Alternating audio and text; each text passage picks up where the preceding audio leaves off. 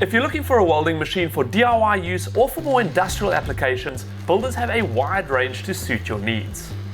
Now this is the range of welding machines available from Diston, ranging from a maximum output of 130 amps all the way up to an impressive 220 amps. Now all of these machines use IGB transistors, so you get the great switching and conductivity of a bipolar transistor, as well as the high voltage control of a MOSFET transistor. They also use nanotechnology and built-in overload protection for a longer lasting machine. Now these machines can support stick or TIG welding, although they don't come with a TIG torch. They can accommodate welding rod sizes from a 1.6mm all the way up to a 5mm on the 220 amp model. A very handy addition is the steel thickness on the dial. So if you aren't sure what amperage you need, don't worry, you can select the thickness of the steel you're welding. Now they all come with a basic welding mask and a wire brush, but the 140 amp kit includes a set of short arm gloves and a very nice auto darkening helmet.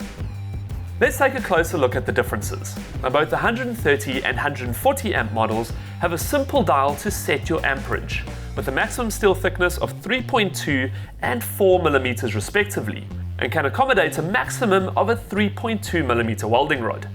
Both the 180 and 220 amp versions have a digital display of the amperage. The 180 amp welder is capable of welding a maximum of 4mm, and the 220 amp up to a maximum of 5mm. Both these models can accommodate up to 4mm welding rods.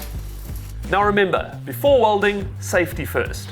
Always use a welding helmet to protect your eyes. Use a good set of leather gloves and an apron, and always wear tight-fitting shoes to stop sparks burning your feet.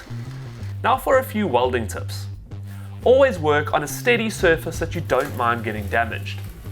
Use a welding magnet which has angles of 45, 90 and 135 degrees to help you hold your project.